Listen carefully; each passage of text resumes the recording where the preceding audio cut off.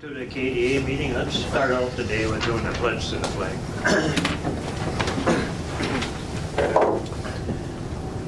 I pledge allegiance to the flag of the United States of America and to the republic for which it stands, one nation, under God, indivisible, with liberty and justice for all.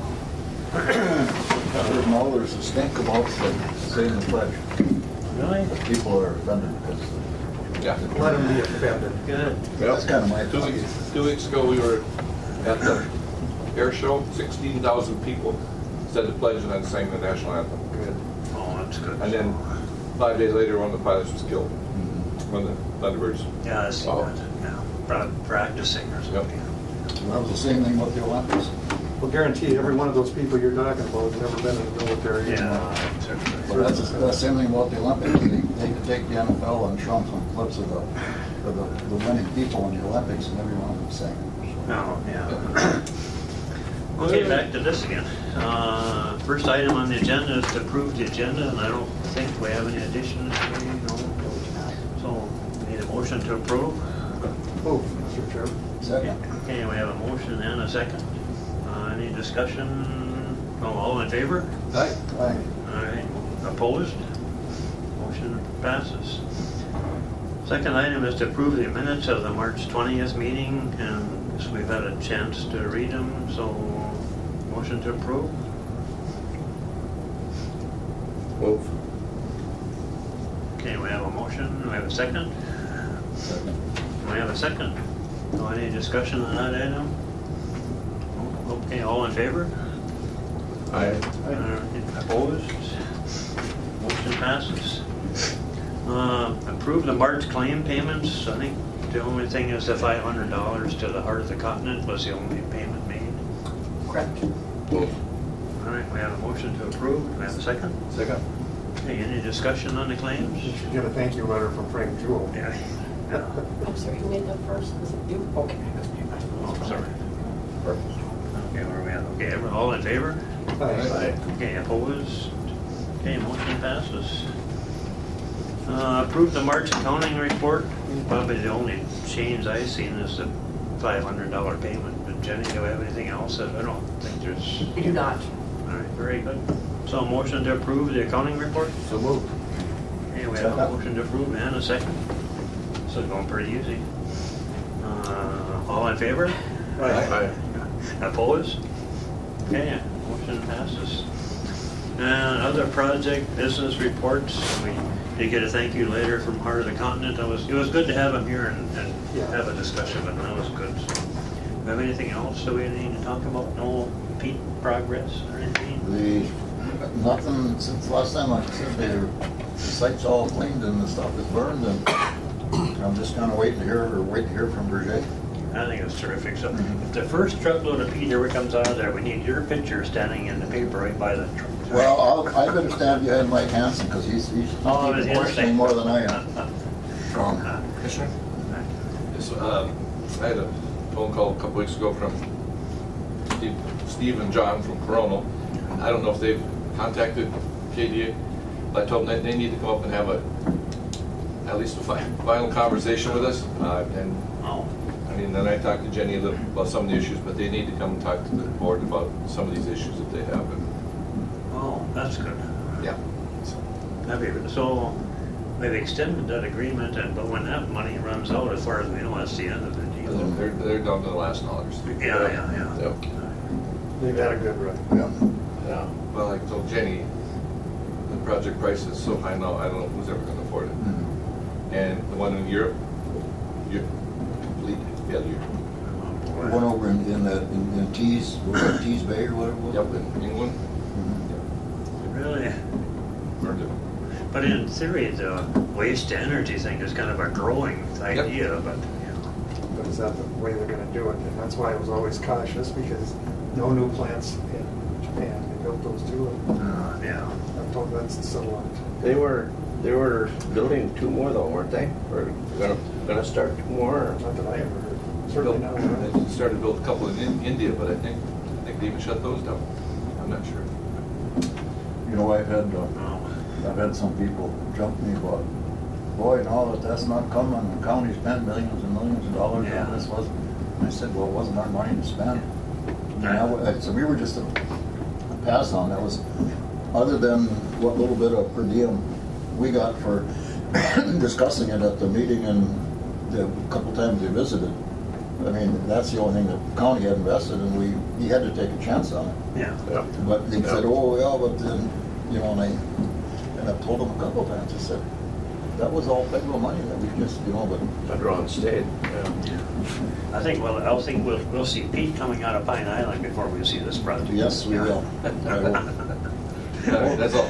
I gotta say though, having said all that, the process works. I mean, Absolutely. Oh, yeah. Yeah. You went and saw one, I saw the one in Japan, I mean, it does. Yeah, well, I didn't see the facility, all I saw was the burner, you know. But we saw the whole So, process in yeah. Japan. It's clean, you could have it right here in the mill, you'd never even know it was there. Yeah. Well, I think in the future, the waste to energy thing is kind of has to happen. We can't keep filling up landfill. I mean, we'll do something eventually. Yeah. But Yeah. But the main thing is, the cost to build it and run it does not meet the cost If- to. if it takes more energy to run landfill it. at this time, Yeah. but in the future, that's gonna change. Yeah. if the net result is negative, it isn't going to help.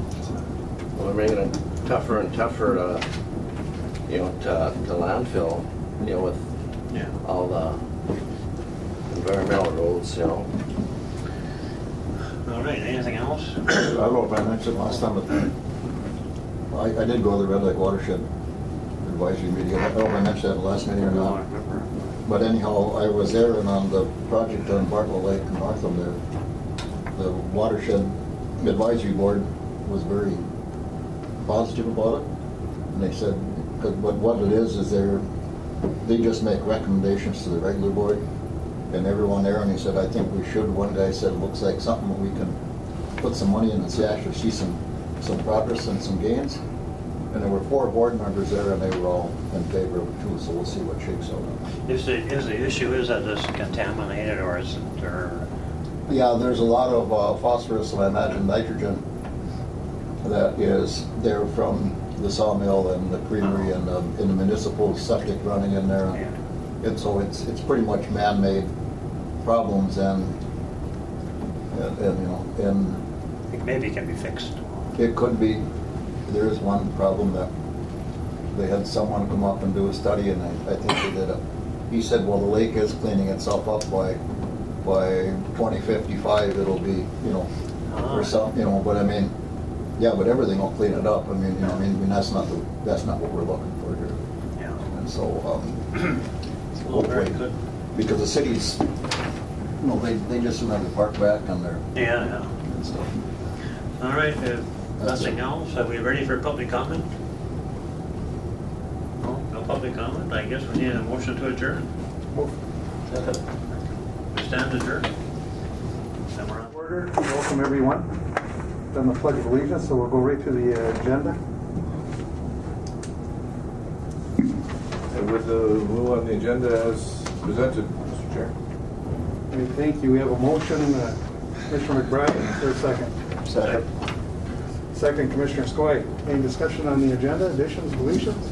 You got it covered, Jenny, in it? I think we do. Okay, all those in favor signify by saying aye. Aye. Those opposed, that motion carries unanimously. Minutes, 3/27/18 were included here.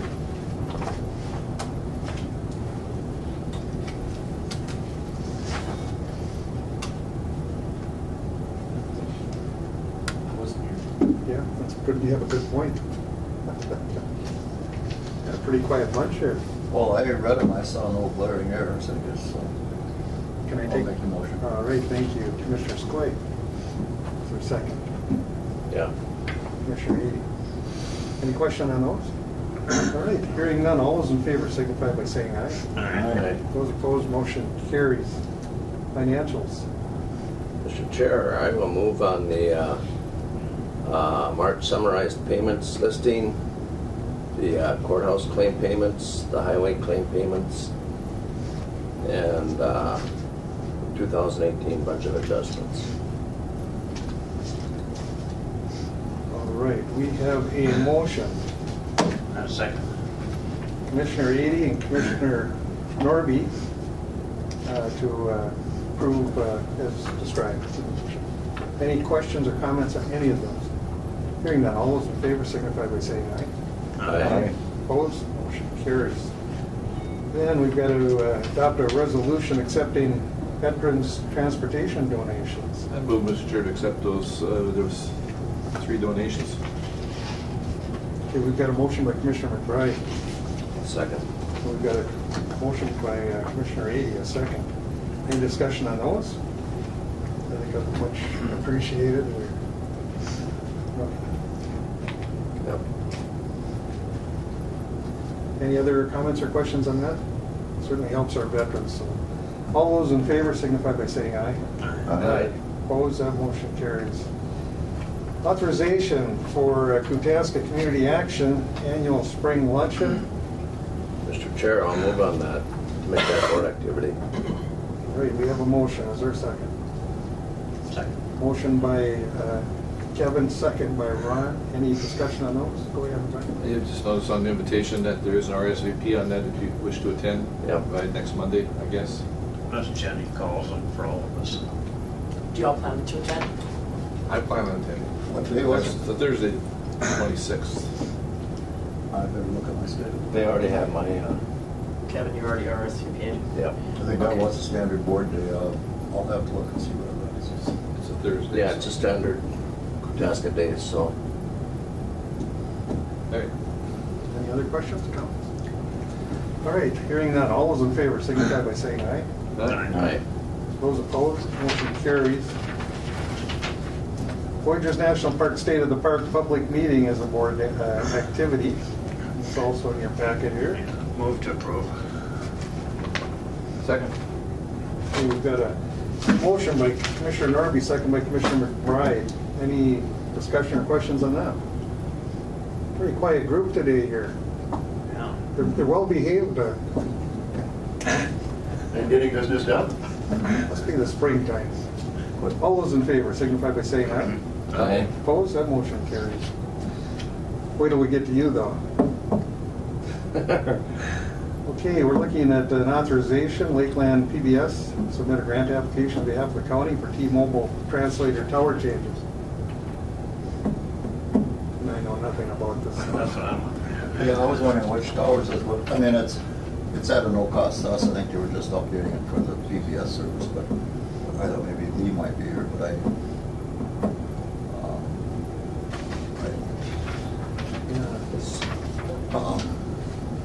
I guess I don't know either. But I didn't see anything wrong with it that I could, by looking at it. Did they contacted you, Jenny? Yes, they did. They sent that letter that's attached, and Lee did contact me, and what they're doing is they are, T-Mobile is changing the frequencies, and so they, for some other types of radio broadcasts that they need, so T-Mobile is going to cover 100% of the costs. But Lakeland PBS needs to submit that grant application to PBS on behalf of Coachella County. So 100% of those costs will be paid. Lee is going to do the work, and he apologized for not being here today. He had another meeting already scheduled. You don't see any issue with this? None at all. Yeah, I didn't see anything when looking at it. I'll make the motion. All right. We've got a motion by Commissioner Skoye. Is there a second? I'll second. Second by Commissioner Harvey. To kind of wrap it up in this last paragraph here, it's a great deal for the county because working with us through this grant program, you can get your translators moved to an available channel at no cost to us. All right. Mr. Chair, but then anytime we start talking about towers and whatever, I get a little leery. Yeah, I do too. Yeah. But been down that road, huh? Yeah. All right, anything else? Chair will call the question. All those in favor signify by saying aye. Aye. Opposed? That motion carries. We need to appoint a board member to the CVB. Come on up here. Is that something we've done traditionally? I don't recall. Yes, it's been the role of the county board to appoint the representative for the county. Each taxing district has the right to have a representative at our board. And your most recent appointee, Callie Briggs, is going to step down after her term expires at the end of this month. Well, she's been there a long time, hasn't she? A long time, so long that you forgot you appointed her. I can remember, that's many years ago. Is this one of these deputy appointments usually? Well, There's no term limit on it? we don't appoint that person, you do, so if you have a difference of opinion with your representative, you can change at any time, but there is a term limitation, 3 terms, 3 years or 9 years total. So we had left it at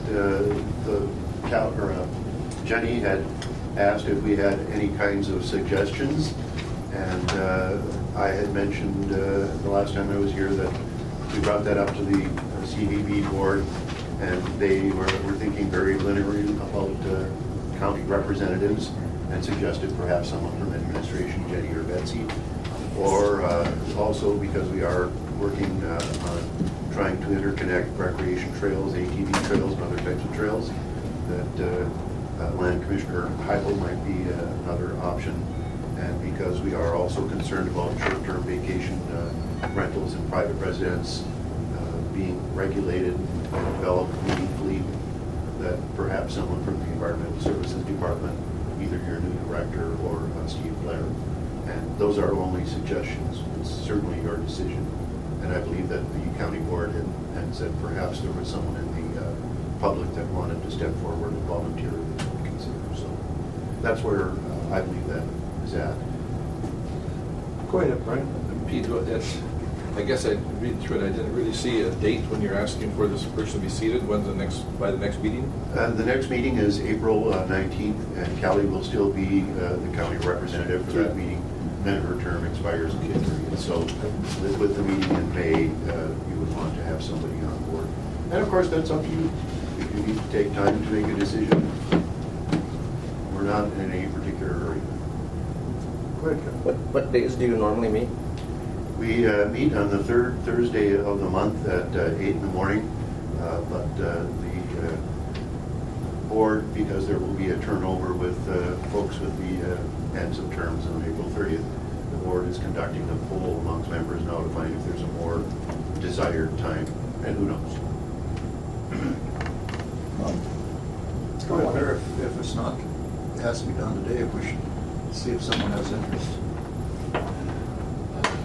I don't know, Jenny, have you put out any feelers at all to any county staff? No, I haven't. We already brought this to board and it was tabled or just deferred to this next meeting. I think it's important to have a board member on this committee. It does deal with tourism, which is one of our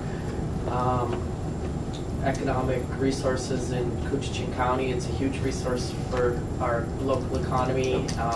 Board representation, I think, would be a good idea. So you're thinking one of the commissioners should be on this? I think one of the commissioners. I also like the idea of Nathan Heibel or even Steve or Matt. I haven't talked to Nathan about it. Briefly, I talked to Steve. He wasn't, either way. I think it was fine with him, but I think any of those would be good options. But I think you need to make a decision. Today. Yes. So, Mr. Chairman. Well, it doesn't have to be a county board member. I mean, Shelley's been off the board for, I don't know how many years. Who replaced her? You? How many years? 7? 10. 10? But certainly, I think that, it's the board's call. Board has a purview, so if you want to send a board member there, that's up to the board. But I think just listening to what you're saying, there may be some value in bringing someone in with the countywide knowledge and authority on some of the issues you're working on. Yes. We are generalized specialists. We know a little bit about everything, but not a lot about anything. We're only allowed one chair, right? One representative. One representative. Yes. One voting representative. I think that he may be a little bit correct on that issue on the lake of the lake home rentals, that maybe that is something that we should consider, Well, I'm open to anything. Any wishes of the board here? Well, Mr. Chair, I kind of feel like it should be a board member, and then we could also have an alternate assigned to that business, could we not? We've allowed that with the National Park Service. The superintendent is automatically a board member but can't make it to all meetings, and so they are allowed to send an alternate. I'll move that the board chair appoint a board member. Okay, we have a motion. Is there a second? Yes. We got a motion and a second to appoint a member to this. Have any volunteers, or you want to? I'd say rule me out, because I usually have things going on Thursdays, so I mean somewhere. Usually Virginia or Duluth. Well, I'll tell you what, why don't, I think what we'll do is call a question, and then we can discuss it. See who's interested. All right, so with that, we'll call a question. All those in favor signify by saying aye. Aye. Opposed? That motion carries. We'll get you a name here later today. Yeah, that's good. Appreciate it, thank you. Well, thank you. You got through this pretty easy, so we didn't want to be too hard on you. I'm thankful. Wait till we get to the auditor treasurer, who is next. Come on up, Bob.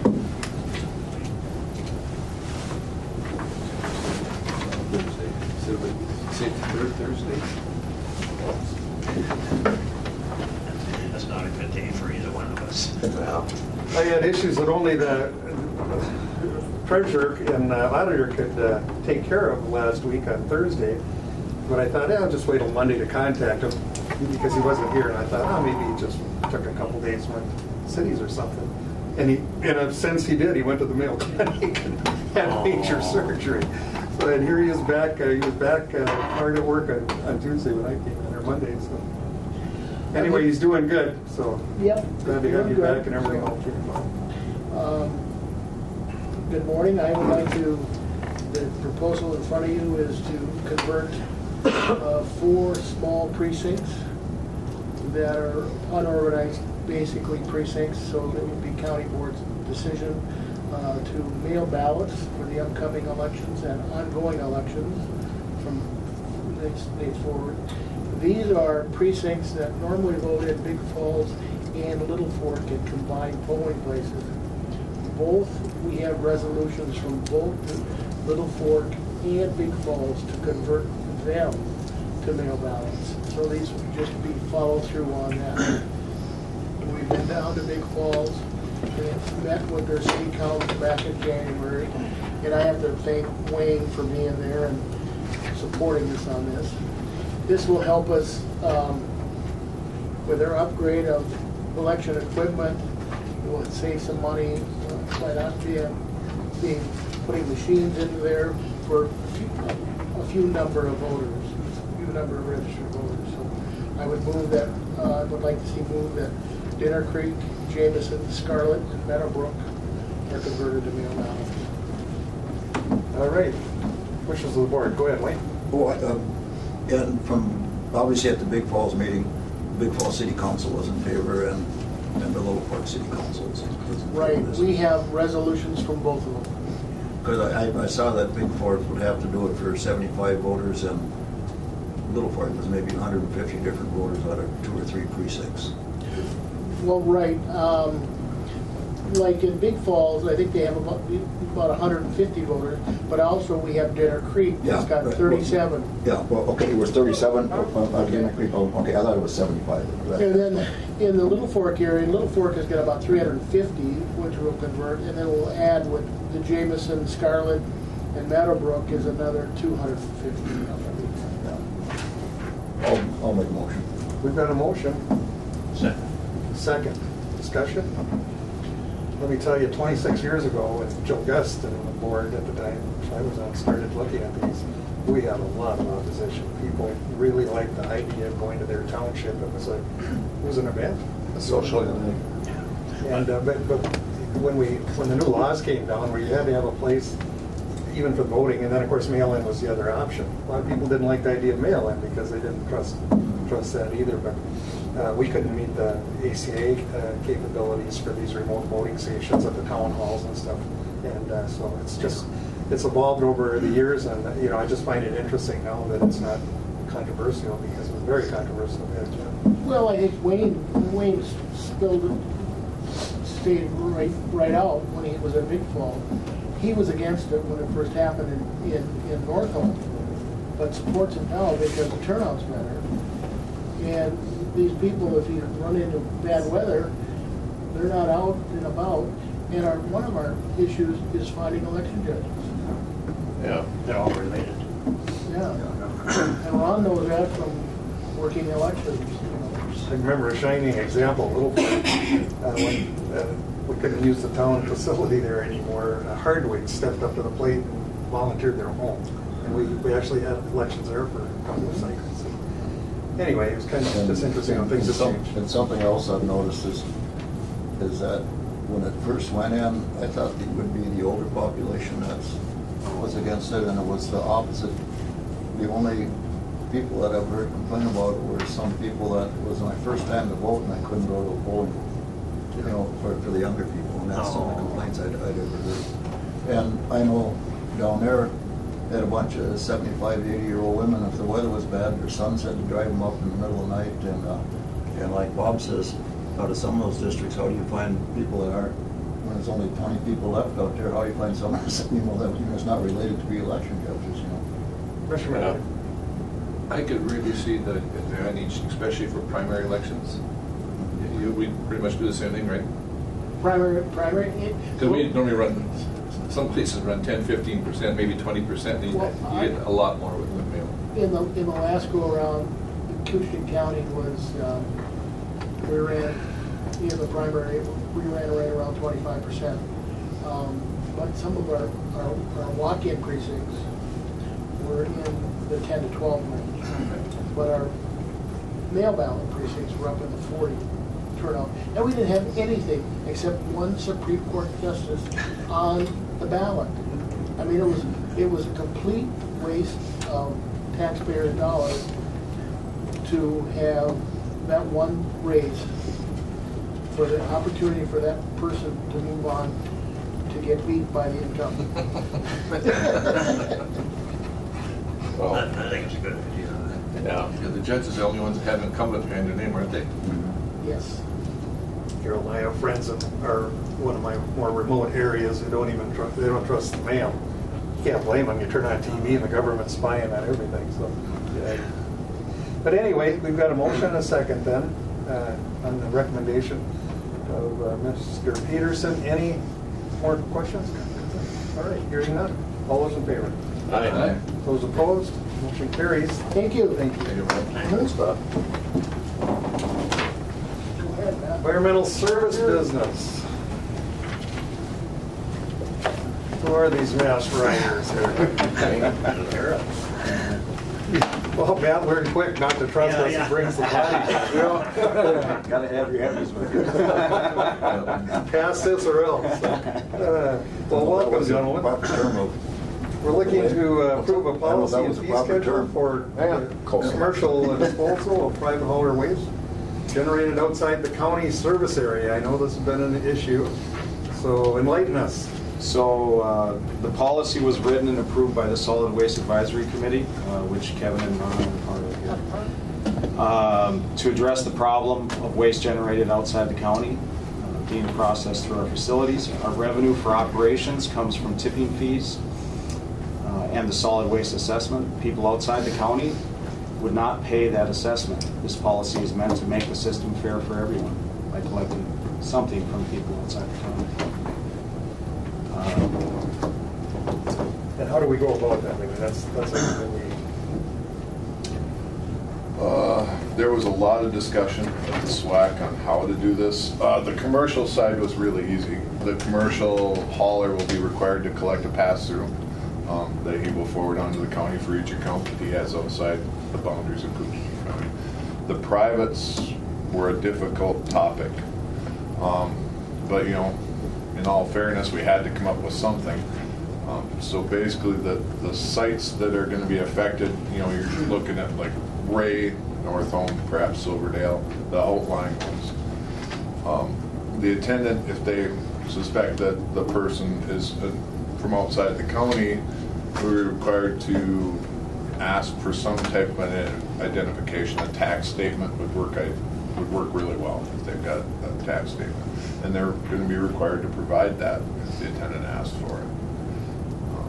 some proof that they have a residency in Coochin County.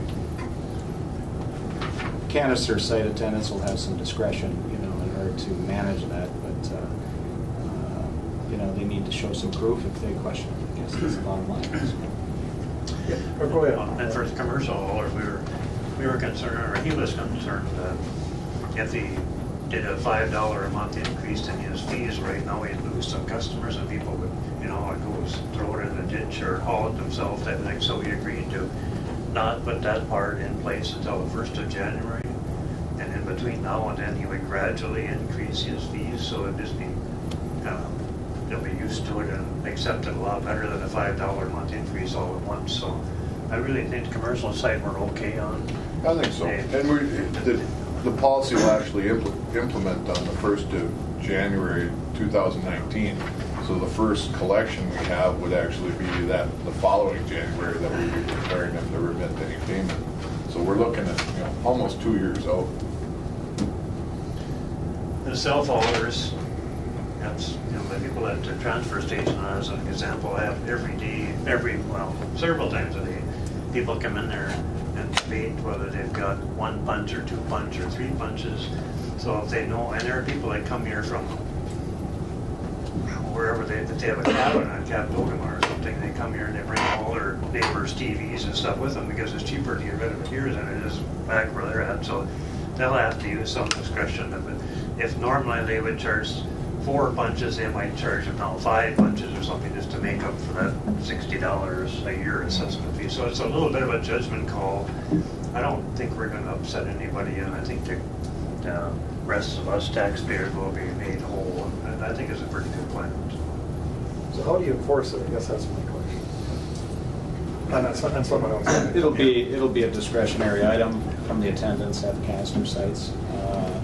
And if there's a complaint, it'll come to us. We'll just address it, at that time. But there'll be an honor system for sure, and you have to trust the people that are working those canister sites that they're doing the right thing. But it's also to be fair to county taxpayers to say that we're collecting something from those people that are outside our county that's similar to what taxpayers pay. Right. The canister or the on-site operators, they will not be accepting cash, would they? No, it's just punching tickets. additional punches. So on if somebody a comes ticket. from outside, they need to have a ticket. That's Yeah, correct. oh, yeah. And they generally do know. I Yeah. mean, most of the attendants Right. in the, like Northam, they know the people who are living around Clear Lake or whatever Okay. down there. What you were saying about people arguing about number of punches, I have never had an issue when I went out there with the guys. They've always been more than fair. They always, Yeah. they're a little too light on it, in most respects. But there are people, it's a daily thing out Yeah, there. they do have some people that test them all the time. Yeah. It was 2 punches to 3 punches is a big deal. Well, if they get tested, then you go to the 3 punches. Or they can take it home with them. That's what I've always said too. Why argue with the guy with the puncher? That's not a good idea. Yeah, exactly. I can tell you, we've had many proposals on solid waste over the years that predates all of you, and I can remember the county board having to go back on policies we had made. One of them was, just what you described. We had the rate on appliances, things like that.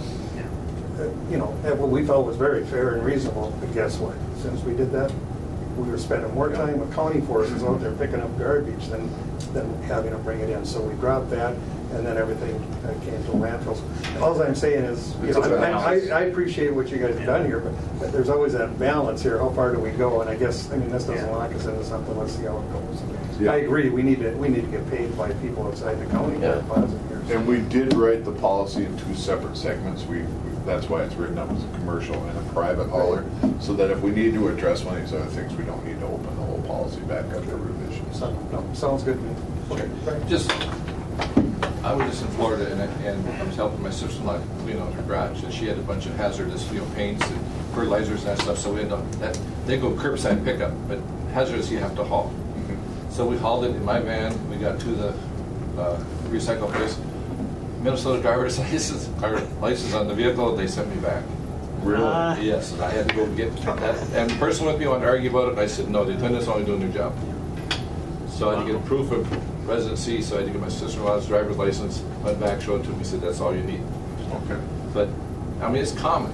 You have to show residency because the residents are paying for it, and you can't have any freebies.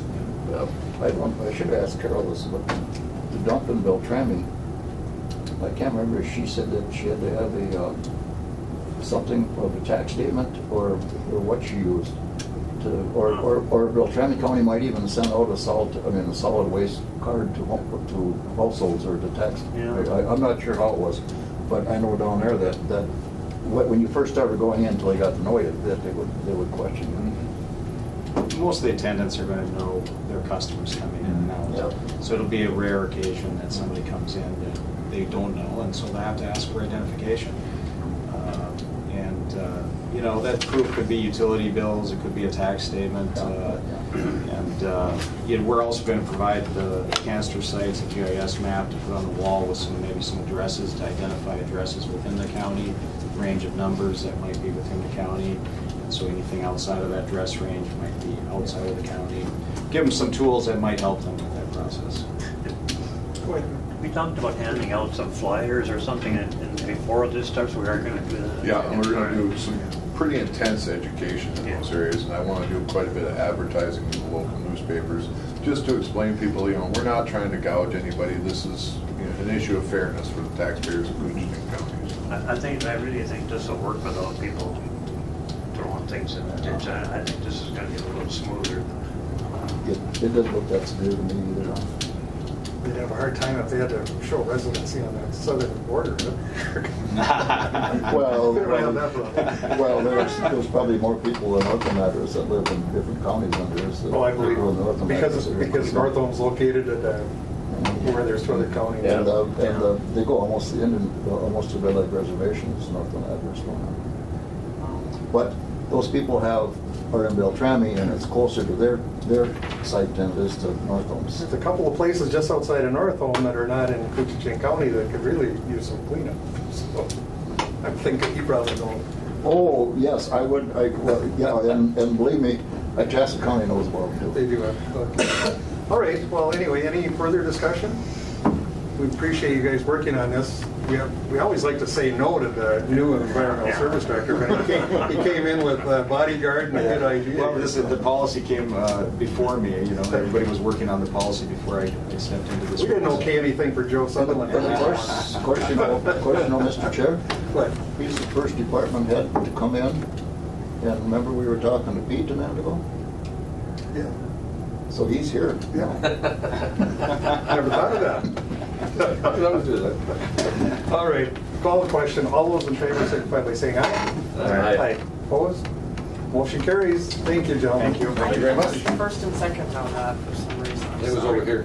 I think I made, First and second. no, Ron made the motion, I think I seconded it. Okay. I think that's what I done. Yeah, thank you guys. Thanks.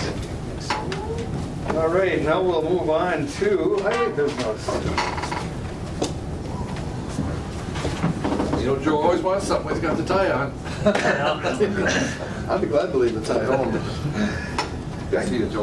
Joe, Come back. we were up in Canada yesterday, so I didn't get the emails till this morning, but I just ran up there, you're on the phone. I told her, tell Joe yes to all 3 questions you had there. So Sounds good. Good, thanks. what time's the meeting this afternoon? Is that We hadn't set one. Okay. It's 6:30 and we're near, but we hadn't set one Prior. in the afternoon. You can just let me know on the email or something. All right. Well, with that, we're looking to adopt a resolution to execute a MnDOT agency agreement for federal participation in construction, which means something we have to address because that's outside dollars. It seems that MnDOT and the FHWA, federal DOT, has come up with a new agreement language. And what this really does is it allows us to have MnDOT act as our agent, as sort of the intermediary between the county and the federal government for a county project that gets federal aid. So there's 3 things we need to do today, if the board is willing. One is to approve the agreement. The second one is to adopt a resolution. We need to send back a certified resolution to MnDOT that they will then forward to the federal government. And we need to authorize the board chair, and then we'd also like to have the auditor treasurer sign the agreement that we'll send back to MnDOT. It's a long one. Is it typical for the state and federal government? Wishes of the board. I mean, Can't move this fast enough as far as I'm concerned. How many motions we need? I think we can cover it in one, Kim. I think so, too. Yeah. I'll move. All right, we've got a motion by Commissioner Eden, Second. second by Commissioner McBride. Approved as presented. Any other questions, comments? Anything for us, Joe? Further? No, we don't have a federal project teed up right now, but it is a requirement of MnDOT. They're on a timetable with the federal government to have all the agreements in place in anticipation of going after federal funds in the future. So they want it done now, even though there's not a project in the wings right now. Go ahead, Ron. Reading through this, I can't see any downside for us. Did we miss anything here? No, I think it's the only mechanism we can use to get to federal funds. It's a new era. All right, any further questions, comments? All those in favor, signify by saying aye. Aye. Opposed, that motion carries. So Joe, does it just look like the federal government just wants to play with the big boys and they don't want to play with all the individual counties, so then the state just, they kind of pass through the state? Well, I'm not sure. I think we've always gone through MnDOT for federal money, and that they've always been our federal fiscal agent. There's something about the agreement that's different. I'm not certain what it is. But I think we have to use MnDOT as our fiscal agent in this regard. Any of the federal money? Yeah. Thank you. Thank you, Joe. There's a push by the Fed, to push more of this on the states. Right down here, signature. Oh, yeah. There's two of them. Yeah. Right on top is you.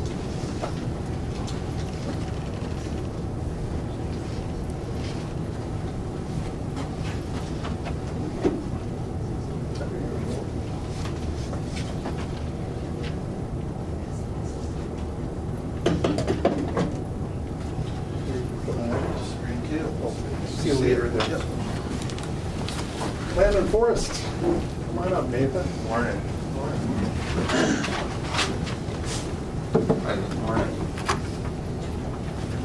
There's the You other weren't guy. here and you were almost on the VCB board. You're still not out of the woods yet. Literally. That was No pun intended. That was good. That is a good one. Boy, see what a vacation will do Yeah, for he's you. been practicing. Sharpens your I didn't even realize it. Witty. So we're going to amend the county's current regular timber sale extension policy. Yeah, so up for consideration today, our current regular timber sale extension policy is at the discretion of the land commissioner. Upon written request of the permit holder, we will consider a 1-year regular extension. If the permit holder is not delinquent, number one, on any accounts, and number two, they give us an additional 20% down payment of the total sold value of the permit, plus then they're charged 10% prorated interest on any stumpage scaled after the initial expiration date. So in looking at some of the other counties' regular extension policies, ours is kind of on the more restrictive end of things. So what I'm proposing here is on a first year regular extension, we would drop that 10% prorated interest and just require the additional 20% down payment, which is applied. It ends up being applied to the balance due to open the sale. So it kind of gets some more buy-in from the permit holder, but yet it's not over and above. And then if a permit holder were to ever request a second regular extension, then we have a little more teeth into it by putting that 10% prorated interest back on.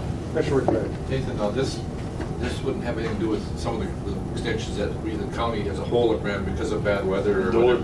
That's a separate. That would be a separate It's deal. only the request of the contractor. Yeah.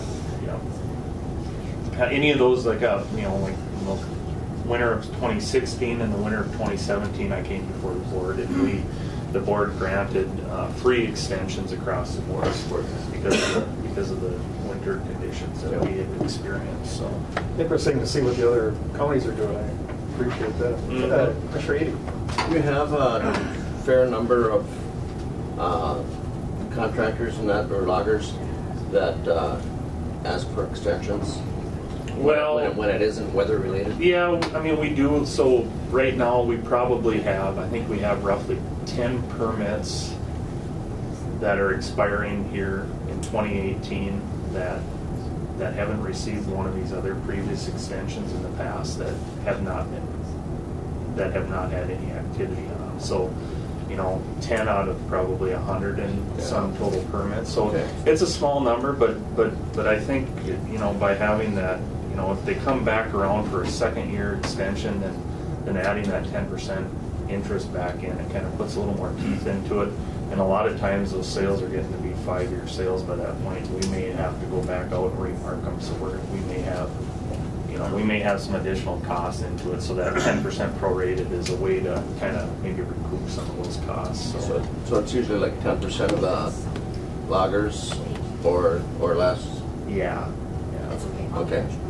Any other questions? Commissioner Skoye? Yeah, and this was brought up a little bit. I had a couple loggers contact me about it, and there's a couple things here. One, when this policy was enacted, I was on the land use board, and I was not in favor of it. I thought it was too harsh at that time, but I mean, I was just a logger on the board. And I talked to Nathan, and he came up with this. I think it's a good thing. What has happened is that there's some uncertainty in the market right now because of the landing issue. And, the software market's changed, and sometimes it's a possible software mix and different things. And he looked at it, and I think, because the loggers are small businessmen too, and you have to project out what the market's going to be, and all of a sudden, when they drop that many thousand cords off the market, you have to scramble to get things done and stuff. So no, I'm looking at it from that point. I think it's a good proposal. I'll make the motion. I'll second. We've got a motion and a second. Skoye and Norby. Any further discussion? Go ahead. This winter, we had a great winter for the loggers, and it sounded like some of the wood yards got full, and they cut back some of the deliveries. Did that hurt some of the people? I mean, could this help? This extension could help? This could help, especially so the way it is right now. So we have, like you said, I have not heard of a mill that does not have a full wood yard. And then in addition, on top of that, there's alternate landings. There's wood piled. There's wood piled everywhere. Out in the hinterlands, like we haven't seen in quite some time. Yep. So the other thing this will do too is right now we have a 90-day free hauling extension that we give folks, and after that 90 days is up.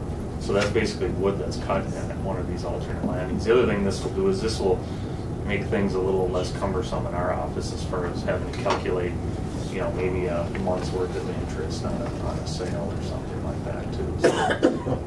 So And there's a lot of outside forces, including the state's new long-term plan. Things went into this. I only have one question for you. When's winter going to end? You're outside all the time. I don't know. Well, the one thing that we've been dealing with lately, the last couple of weeks, is the fishing on the river. And yeah.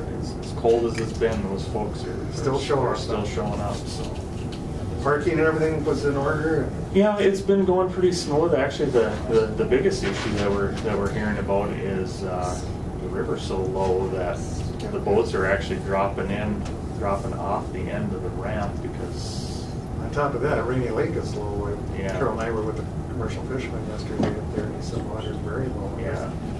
Hopefully we can get some runoff. But if you look at the national weather kind of maps, the little section of us up here just in the center of northern Minnesota is a drought area. Mm-hmm. We didn't get the snow that everyone else has been getting. So.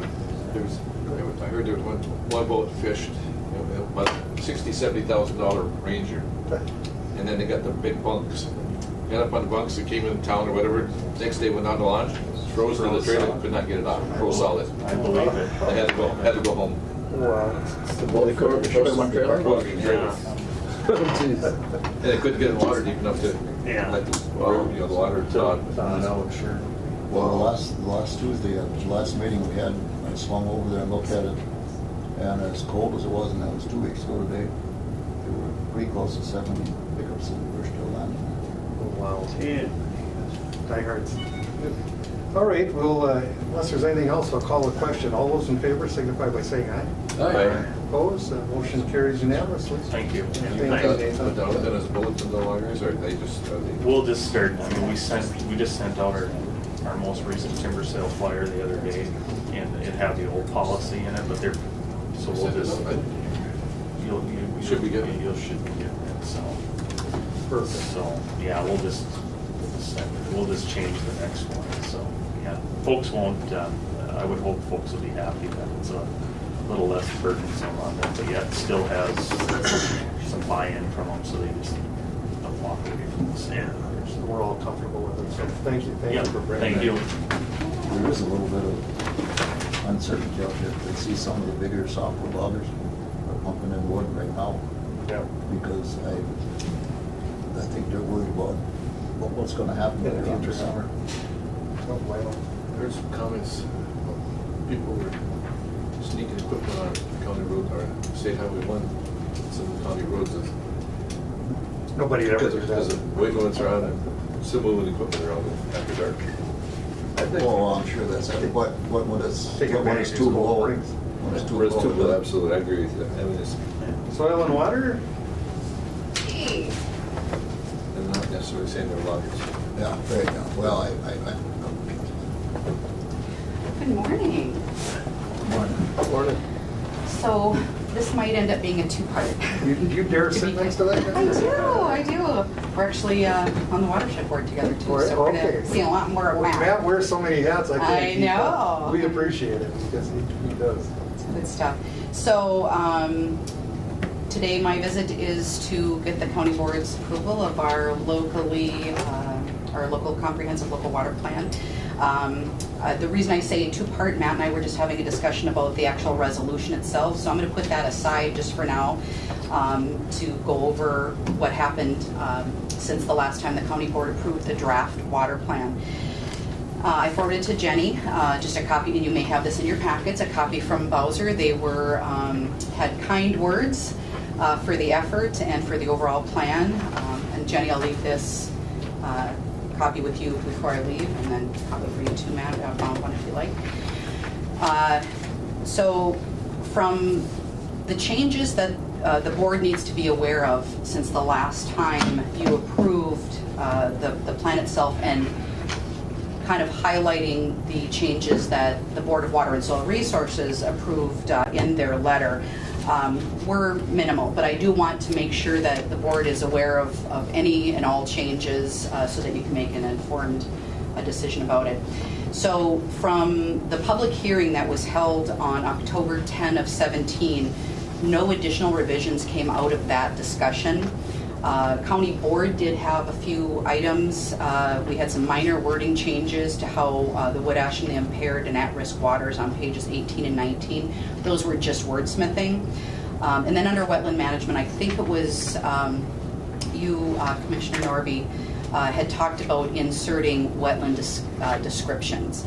And so that's probably the biggest section from the commissioner comments that came out of the revisions. Was he being a rebel, Rosa? He was that day. It was crazy. He's got quite a reputation.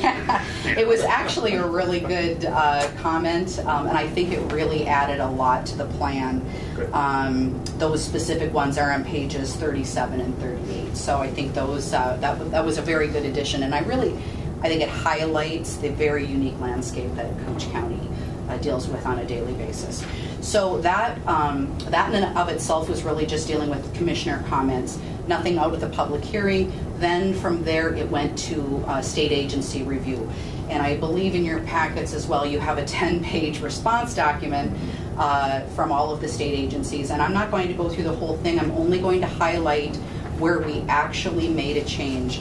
The summary is Department of Ag had no comment and recommended its approval.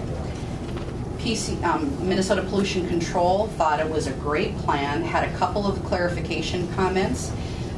So the changes as per Mpca ended up being a wordsmithing issue on page 22 where we talked about the geology of the Little Fork River.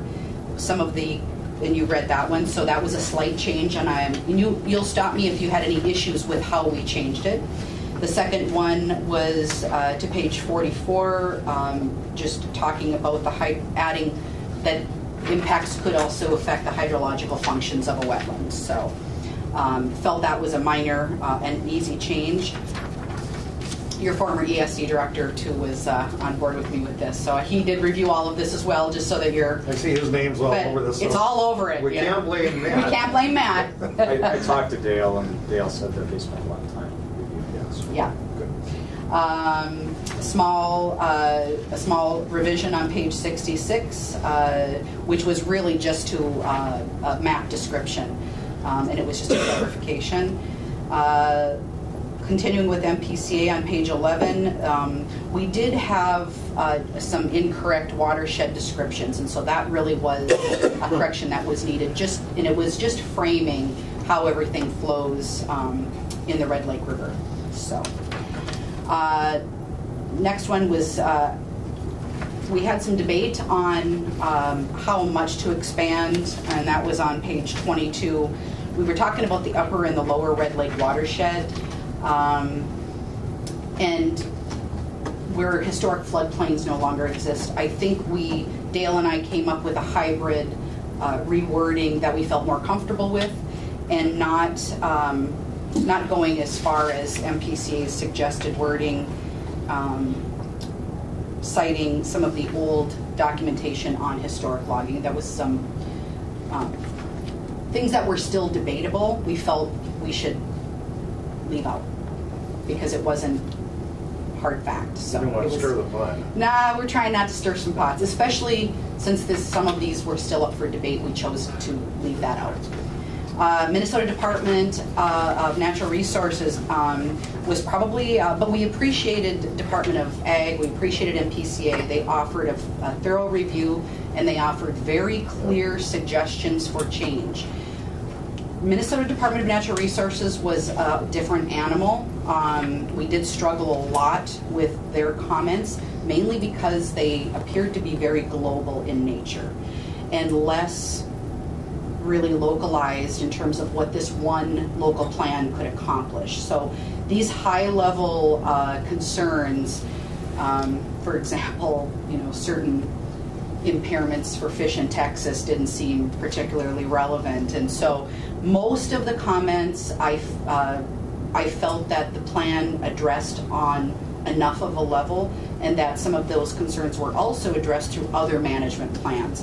The only changes from the DNR that I implemented was on page 43. We added the word aggregate to the list of potential extractions that could pose a risk to water quality. So we had originally had mineral and organic material. We just added aggregate in there as well. So didn't find out.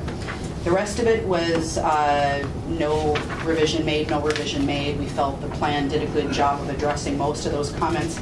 And so the final one, and I did work the wording out with Dale, and it was about cumulative effect. And so on the bottom of page 14, we did add a small paragraph that basically says, although individual actions can appear negligible, cumulative effect we should be mindful of their cumulative effect. So it says it way better in the in the actual point. So that wrapped up DNR's comments, and then finally was Department of Health. Again, we appreciated their very specific, concise recommendations for change, and they were easy. We just omitted their acronym on page 3. That was easy. And then we did have the framework of where Big Falls was at in terms of an approved wellhead protection plan. So they offered the right revised language for us. It made sense. And then we added them to work. We added them as an additional agency, addition to EPA, working on emerging contaminants. So that's the nutshell of the changes that were made since you saw the document in its entirety. So that, coupled with the Board of Water and Soil Resources' recent approval of the plan, leads us to the final step, which is the county board's adoption, approval and adoption of the plan in the form of a resolution. The resolution that you have was the standard template. My apologies that I did not get the previous resolution that this board adopted on the former plan so that I could compare them. But Matt and Nathan have asked for some clarification on a couple of the be it further resolved. And so I'm going to maybe refer back to the board, Jenny, how we probably, obviously we want our environmental services director to be comfortable with the resolution itself. And I don't have the information as to where the latitude is, how much is necessary by statute, and how much we could just cut without obligation. So I would just say the third paragraph in the resolution is just something I wanted to review with Nathan and his plans to make sure that we're in board there. and what does it mean? Yeah, do we have any issues there? Third paragraph in the resolution. Nathan, do you have any comments? Yeah, I guess the way that, my question is if adopted as it's presented there is the water plan then become the overall umbrella document for every other plan that the county has, in particular our tax worker, the land management plan? Good point. Very good point. So I think we'd like to get clarification from the state as to what that actually means, and then bring this back. So I don't know if... My question on that would be that another part of this resolution commits this county board to a 6-month action. And does that give us enough time to review all this? Well, I think this... At least as I'm reading it.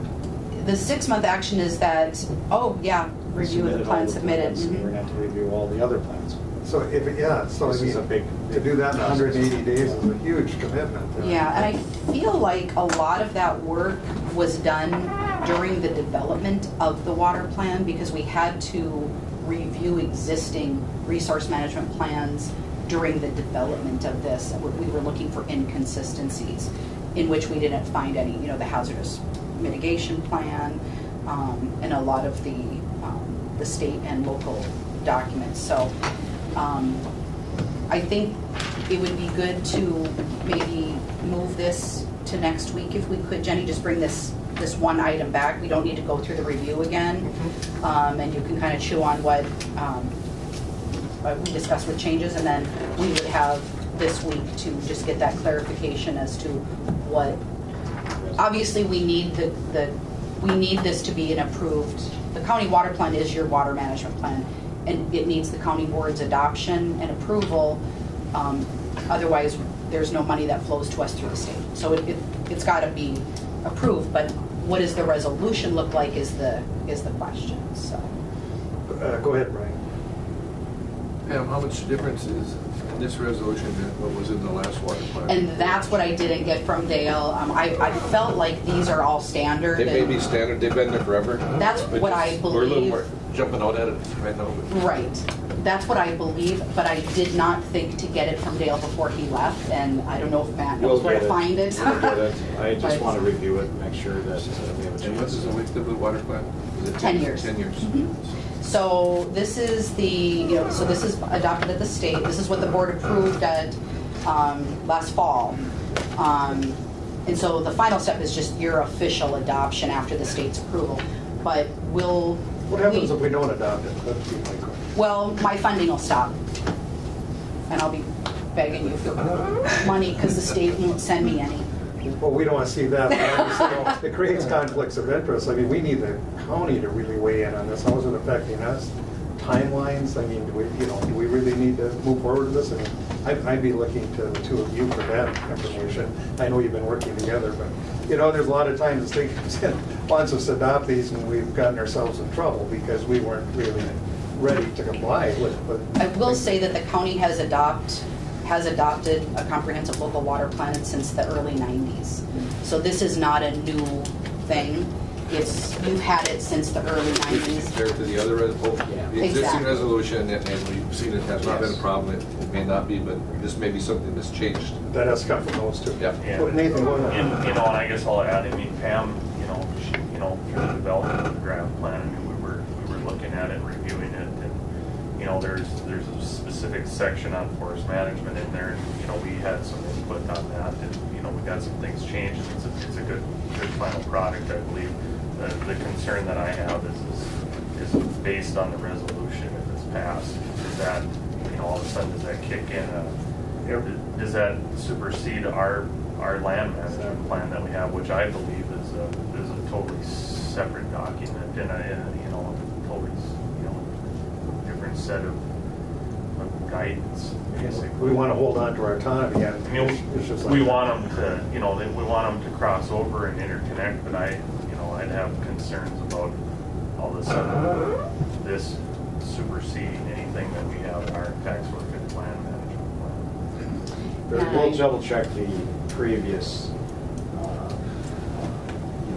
motion on the previous approval of the water plan and see how it compares to this. So the public hearing process, I heard some things. One that caught my attention was aggregate, because we're always dealing with that. Is there a public process for that? So aggregate owners, when you talk aggregate, you're talking the small gravel pit that someone uses every 4 years or something.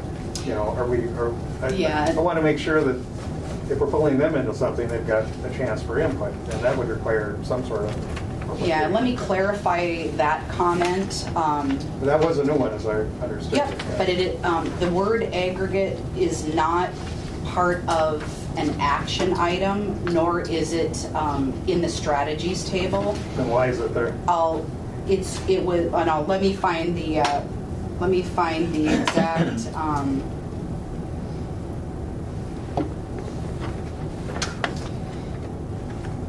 Well, again, maybe that's something you can review for next week when you come in. That's just one of the questions I had, that one comment. Yeah. I know. Most of the sections, they have they frame up why things are a concern, but it's not calling for action. This is just, and so on page 43, we're talking about mining operations and active mineral leases.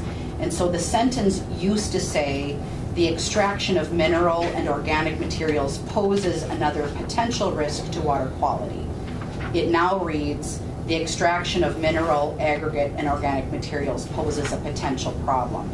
So it's background info. It's not saying, it doesn't put restrictions on those activities. It's just saying that is a potential. What you view as background info, we oftentimes view as a setup for the future here. Because once you get those kinds of things into a plan, it sets the stage for the next.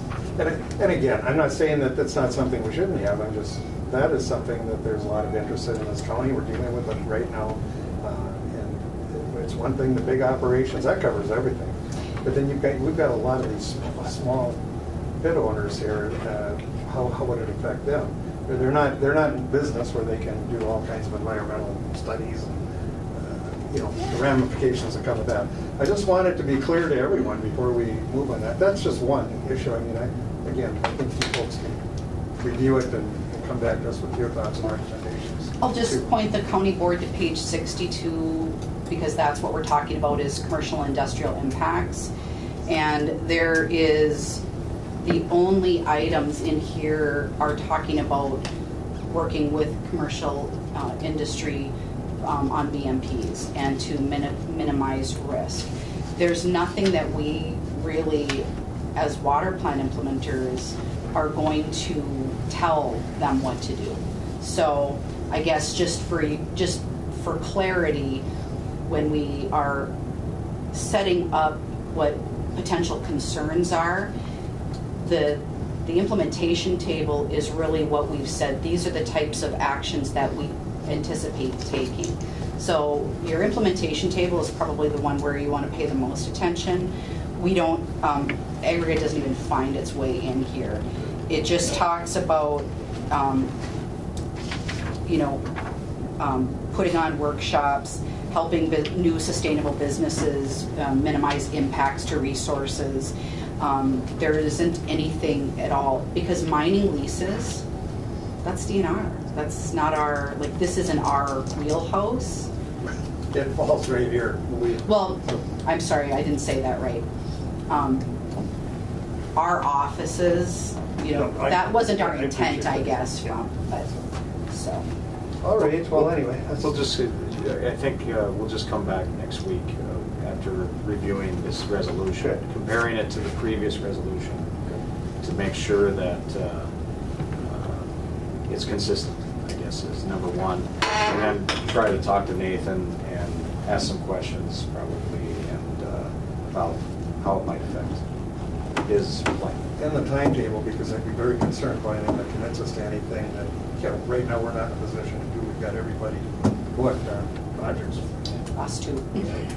I'm right with you. 180 days makes me nervous. Yeah. Well, any so other comments, questions? I think it's a good idea. All right. Yeah, we'll get clarity on where, how much of this is actually just We'll get something else. subject to. Well, exactly, and that's really what this start is the boilerplate. And we'll find out where our discretion is. Obviously, we want the county board to be happy with, and I don't know, I'll double check statute too, just so that. We're always happy. I know, it's great. This, I do want to mention too, just so you don't think this is a plan that sits on a shelf and it's just a legislative requirement.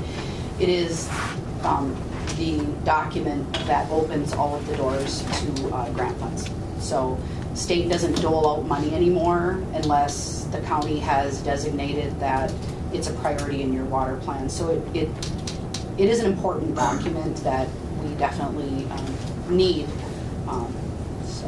Important to you?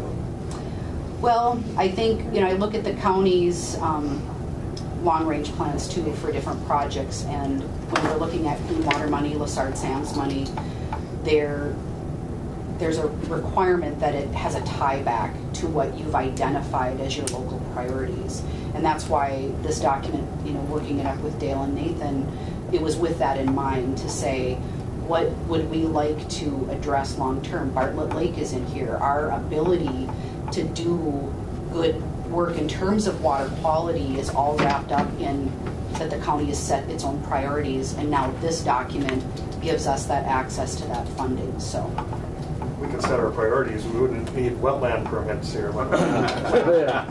Doesn't quite work like that. But anyway, thank you. This resolution looks like a headline. We need to just be consistent. It's submitted by the state or Bowser, or who submitted it? that's Bowser's. Yeah.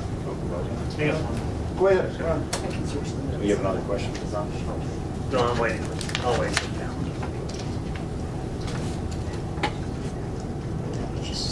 Yeah, we've got one more question. Yeah. Pam, a long time ago, in fact, I may have been sitting in the audience. We had talked about Lessard-Sam's money to clean up the second bridge, or second creek, I guess. Has anything ever happened there? We're a little bit at a standstill, so the update on that is I met with Mayor Bob Anderson, former Senator Bob Lessard, and Doug Brindle, Dennis Hummets, and Ron Wilcox, who are the citizen advocates for Second Creek. And we did field assessments, we did data collection, we had a lot of technical and administrative time put into gathering what we needed. There was a Stosseth involved in that also. Dave Stosseth, yes, my apologies, I missed Dave. So he just wasn't there that day in my brain, but yes, he's a big part of this project. And so we had all of us in a meeting, and the determination was that given the goals that the citizens want to do, which mainly is a dredge, but also there's not consensus within the citizens themselves in terms of is it sediment loading with erosion sites? Is it just the sediment bottom that needs to be dredged? Do we need soil core? So there's some still questions, but at the end of the day, what they wanted to propose needed to fit what we call it CPL, Conservation Partner Legacy. It's the small grants program of the Lessard Sands, which is under 400,000 ceiling. So that would be the pot we would go for. There is a land manager form that the DNR has to sign that says these projects will improve fish habitat. It has to be tied to habitat. And there's a disagreement between the citizens and our DNR whether their proposed activities will improve habitat. And so we cannot get that sign off. So where it's at now is, I believe, the citizens, so at this point my office is on standby because we have to, we don't have fisheries expertise, like that's DNR's. So we are on hold while the citizens are appealing the local decision to get, they're requesting a second opinion when they disagree with local assessment. So we're waiting to see where that goes. We're talking the same DNR that put fish nets in Rainy River, and we're trapping all the sturgeon out of there with no notification to anyone. And so when those citizens have an idea, they should be heard, because the DNR does not always know what's best. So they are, we'll see what happens. they are moving forward to request, I believe their exact words were, what recourse do a group of concerned citizens have if their observation of what's happening in their waters is different than a resource person's assessment. So they are looking for... Well, you keep us posted if you need us to attend a meeting. I thought it was going to be. I think we should have a meeting, a couple of commissioners, and we should have local fisheries there. You know, Mr. Peterson, and I would like to know detail what the reason is. And I have, not just a generic. Maybe they did say something specific what they don't agree with. And I would like to know what that reason is. yeah, and there isn't probably, this isn't probably a good venue for me to give you the full hydromorphology reassessment. You know, we've got a lot of. The short answer is we need to have the science that will convince the person who. Because without the sign-off, I can't submit. Well, we'll just leave it at that, but, to Commissioner McBride's point, keep us notified. Because I will. If nothing else, a committee or something attend those meetings. I did just see Dave here a couple weeks ago to find out, where they were in the process, and actually... When Brian and I were kids, there was spawning in that creek. It's unbelievable. There is none anymore, so something's wrong. Yeah, and we're looking at even a connectivity issue, when the water high enough during the spawn that's fine, because their netting data is not consistent with what the citizens are saying visibly they're seeing. But well, anyway, when we get low, we'll continue tough. So Ron, you had one? No, thank you. I thought it was going to be a simple answer. There's nothing simple. You should know by now, Ron, there's no simple answers with You like picking scabs. Then he sits back and laughs. So Jenny, I'll Thanks a lot. see if you'll come back next week. Yep. Thank you. Thank you, you guys, everybody. All right, anyone here for public comment today? All right, hearing none. Any other business come before this board? You've been pretty quiet today. All right, with that, got a motion by Commissioner McBride. I guess you do it. Second by Commissioner Adie. Any discussion? Hearing none. All those in favor? Aye. Opposed? Motion carries. This meeting is adjourned. Thank you, everyone.